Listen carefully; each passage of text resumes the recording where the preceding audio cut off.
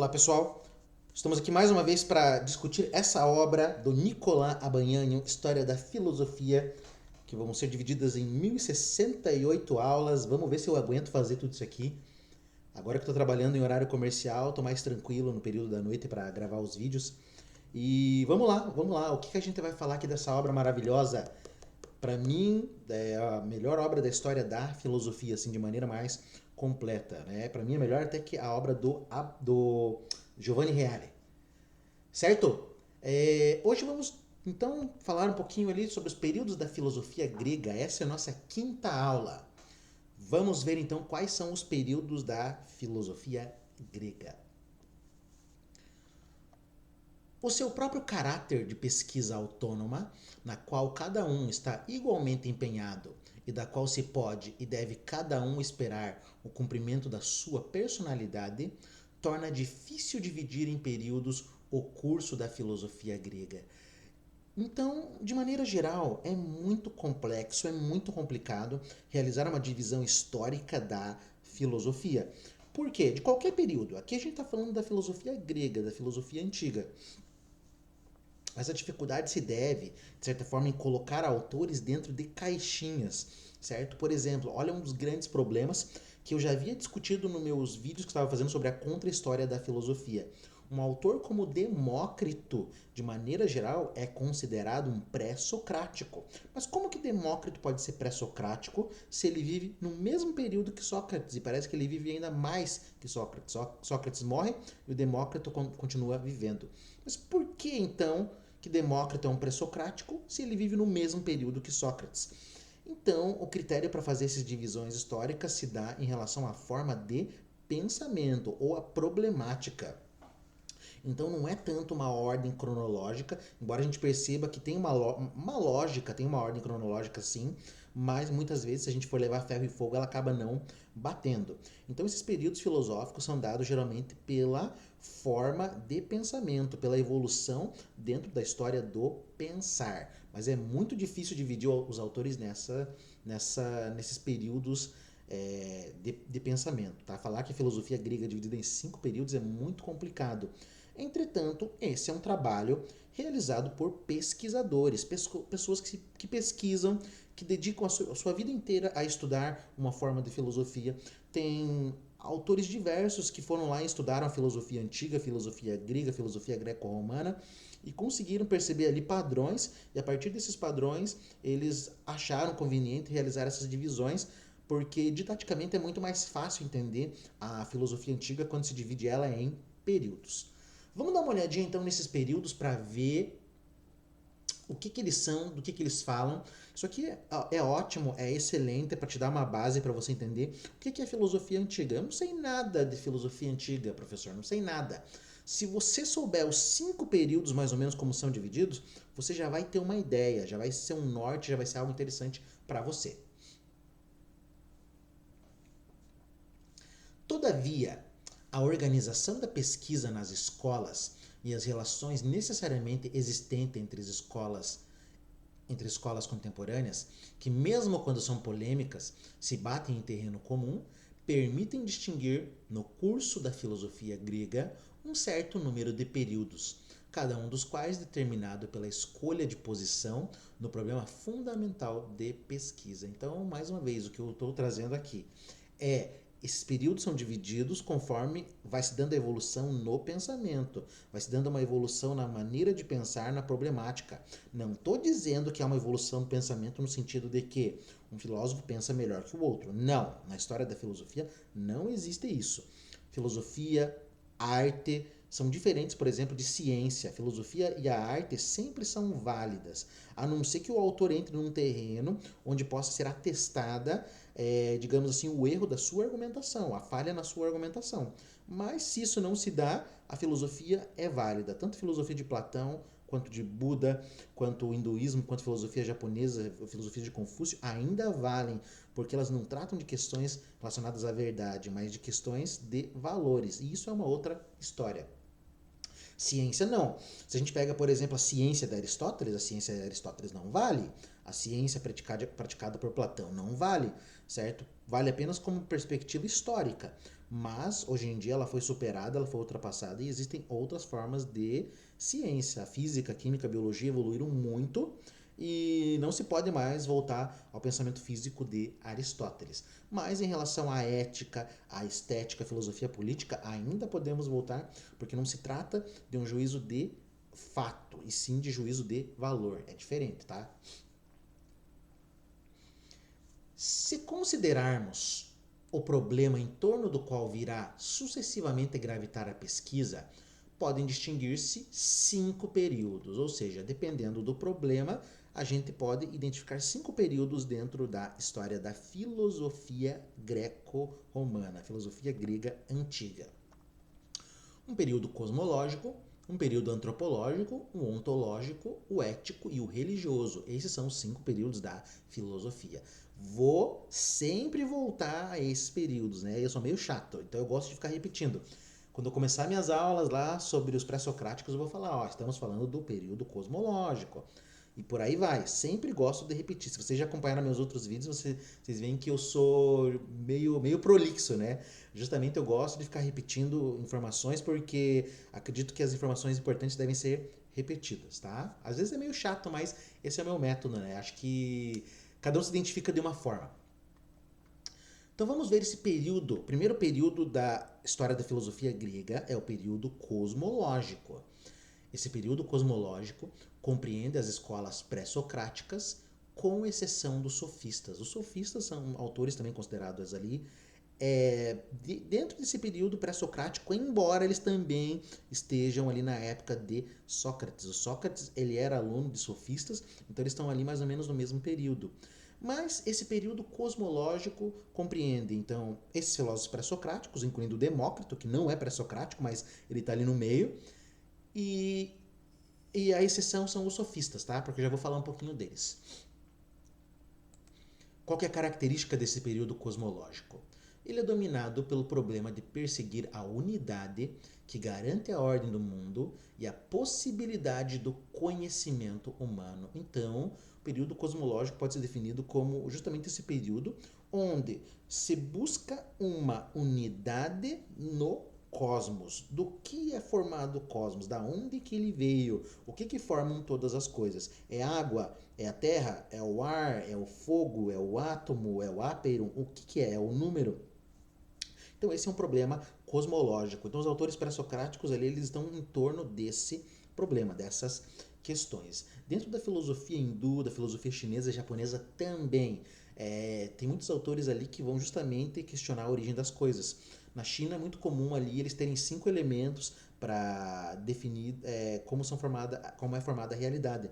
Eles falam no vento, na terra, na água, no fogo e no metal. São 5 elementos ali que formam a realidade. E a gente vai ver que dentro da filosofia antiga a gente também encontra isso aí, menos o metal. O metal não aparece, tá? Mas então assim, período cosmológico é justamente esse período que compreende esse pensamento desses autores ditos pré-socráticos que se interessam sobre a natureza do cosmos. Segundo período da filosofia, período antropológico, que compreende os sofistas e Sócrates. Opa, então agora os sofistas entram junto com Sócrates dentro desse outro período aí que é o período antropológico. Lembrando que essas divisões elas não são rígidas, tá? Conforme eu vou falar daqui a pouco, porque esses períodos ali eles estão juntos de maneira concomitante, ou seja, não termina o período cosmológico e automaticamente começa o período antropológico. Não, na verdade o período antropológico está rolando enquanto está rolando o período cosmológico também, tá? Esse período antropológico é dominado pelo problema de perseguir a unidade do homem em si mesmo e com os outros homens, como fundamento e possibilidade da formação do indivíduo e da harmonia da vida em sociedade. Então, no período anterior, né, no período cosmológico, busca-se a unidade do cosmos. Período antropológico, busca-se a unidade do homem. O que é o homem em sociedade e o que é o homem em si mesmo. Então, esse período a gente vai discutir ali as ideias dos sofistas e também do Sócrates.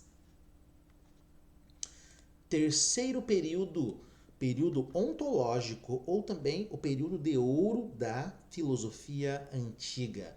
Período que compreende as ideias de Platão e Aristóteles. Então, essas ideias de Platão e Aristóteles são consideradas as mais importantes da filosofia antiga. Platão e Aristóteles são considerados os principais pensadores da filosofia grega e também de toda a história ocidental. Tá? Período ontológico é dominado pelo problema de perseguir na relação entre o homem e o ser, a condição e a possibilidade do valor do homem como tal e da validade do ser como tal. Então esse período, o período ontológico, é o período pela busca em relação ao ser e o homem. Ontológico vem justamente como uma busca do ser, é a ciência que vai investigar o ser e vai mostrar a relação desse ser com o homem. Por exemplo, é nesse período que Platão vai criar a teoria das ideias e Aristóteles também vai criar ali a ideia de causa-efeito, vai criar a ideia das quatro causas, vai criar a teoria da potência e do ato.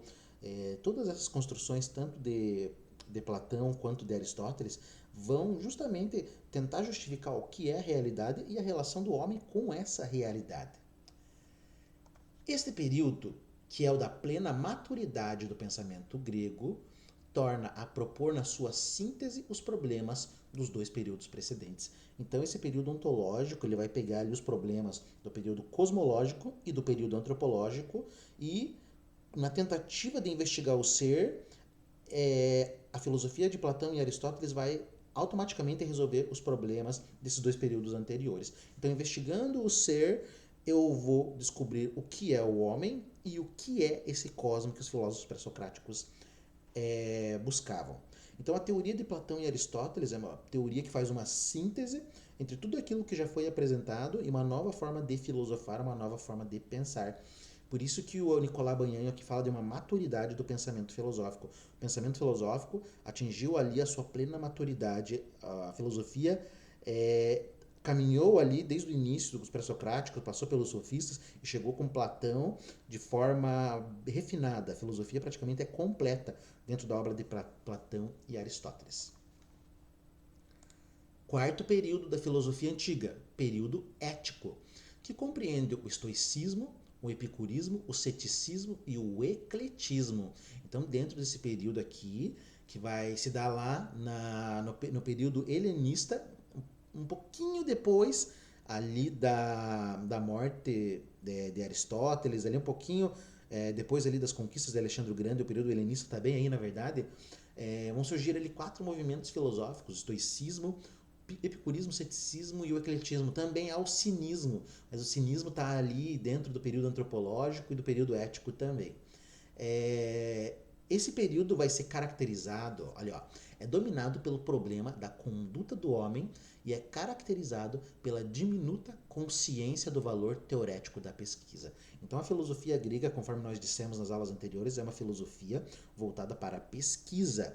A pesquisa se dá a partir da pura contemplação. Não me interessa tanto a prática. Não quero descobrir as coisas para a vida prática, mas sim eu quero estudar a teoria pela própria beleza da teoria, por essa questão da contemplação. Nesse período ético, essas 4 maneiras de fazer filosofia, elas vão justamente inverter a ideia de que a filosofia não deve ficar apenas pensando em problemas abstratos, problemas relacionados à contemplação. A filosofia deve dar um sentido para a vida do homem. Então esse é um período historicamente conturbado e é justamente um período ali onde essas filosofias vão procurar dar um valor para a vida do homem, mostrar por que o homem está aqui e o homem não deve desistir apesar das dificuldades. Por isso que é um período ético, que é um período que vai tratar da conduta do homem. Então vamos diminuir ali, digamos assim, a contemplação e vamos pensar mais na vida prática do homem. Quinto e último período da filosofia, período religioso, que compreende as escolas neoplatônicas e suas afins. Então vai aparecer ali escola neoplatônica, escola médio-platônica, escola neopitagórica. E o que vai acontecer nesse período aí, tá? Ele é dominado pelo problema de encontrar para o homem a via da reunião com Deus, considerada como a única via de salvação. Aqui a gente está bem perto da Idade Média e muitas vezes dentro já da Idade Média. E esse período religioso ele se dá justamente pela essa busca do homem e sua relação com Deus, esse encontro com Deus. É uma filosofia assim, de caráter bem místico. O homem ele se funde com Deus, ele de certa forma se torna Deus, dependendo da perspectiva filosófica. Essa reunião com Deus é um voltar para aquilo que é sagrado, para aquilo que é divino. Não estamos falando Deus do cristianismo, porque ainda estamos falando da filosofia pagã, da filosofia antiga, da filosofia greco-romana. E esse é o último período da filosofia, período religioso, e daí a partir disso vai surgir uma nova forma de filosofar, que é a filosofia medieval. Esses períodos não representam rígidas divisões cronológicas, então, como eu já falei, então esses períodos não é termina um e começa o outro, não. É um período onde eles estão concomitantemente presentes, né? Então tem o período cosmológico, ao mesmo tempo ali vai ter o período antropológico, o período ontológico está ali, já começa o ético, dentro do ético tem ali o período religioso e por aí vai. Não servem para outra coisa que não seja para dar um quadro geral e resumido do nascimento, do desenvolvimento e da decadência da pesquisa filosófica na Grécia Antiga. Então é isso. Esse quadro, essa divisão nesses períodos servem pelo seguinte fato: mostrar, primeiramente, o nascimento da filosofia, lá no período cosmológico, daí no período antropológico, que é o segundo período, vai mostrar digamos assim, a filosofia vai crescendo, a filosofia vai atingindo a sua maturidade ali com os sofistas, com Sócrates, vai se desenvolvendo.